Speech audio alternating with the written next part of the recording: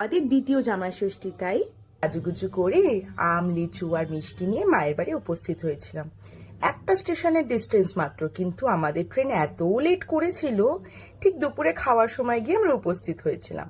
তাই ডিরেক্ট তোমাদেরকে এই বক্স ওপেনিংটা দেখাচ্ছি। সকলে আশীর্বাদ ও ভালোবাসার সাথে বিয়েতে পাওয়া প্রত্যেক কটি উপহার খুব সুন্দর ছিল। তার মধ্যে থেকে একটিকে বের করে ধুয়ে মুছে পরিষ্কার করে খাবার বেড়ে দিচ্ছিলাম দুই জামাইকে।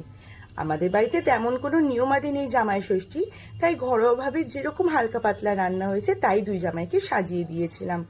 আমাদের বড় লক্ষ্মীমন্ত জামাই হয়েছে, এটা আমার কথা না, আমার মা বাবার কথা। তারা অল্পতেই খুব সন্তুষ্ট। ওই পঞ্চব্যঞ্জন রেঁধে সাজিয়ে দেওয়া, সেটা না খেতে পেরে শরীর আইঢাই করার থেকে হালকা পাতলা যা হবে এই খেয়েই যেন শান্তি। খাওয়া দাওয়া সেরে রেস্ট নিয়ে চলে গেছিলাম বিকালবেলা আমরা ডায়মন্ড প্লাজায়। কিছু কেনাকাটির ছিল, সেই কেনাকাটিগুলো সারতে। তারপর ওখান থেকে চলে গেছিলাম মিয়ামুরেতে। আমার জামাইবু প্রশ্ন করেছিল কি খাবি, উত্তরে তো একটাই জিনিস আছে, সেটা হচ্ছে আইসক্রিম। আর সেই আইসক্রিম খেলাম, দিদি তো খাবে না খাবে না, কিন্তু বরের থেকে ভাগ বসাতেও ছাড়ে না। সেই খাওয়া দাওয়া করে হাসি মজা করতে করতে আমরা চলে গেছিলাম ছদ্দির বাড়ি। ছদ্দির বাড়িতে গিয়ে ছাদে দেখি দুটো টবে লেবু গাছ, ছোট ছোট গাছ, কিন্তু তার মধ্যে ভর্তি লেবু ছিল। এক ঝুড়ি লেবু তো ছদ্দির আগেই পাড়া হয়ে গেছিল। তারপরে সেখানে আরো কিছু লেবু ঝুলছে দেখে নিজেকে আর সামলাতে পারিনি।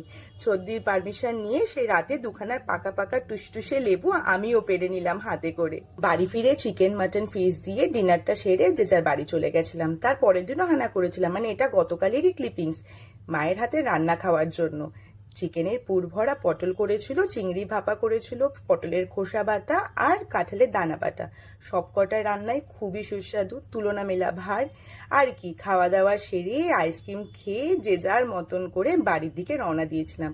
মা আসি এই বলে দুজনে দুজনার মতন দুই পথে ভাগ হয়ে যায় এইখান থেকেই।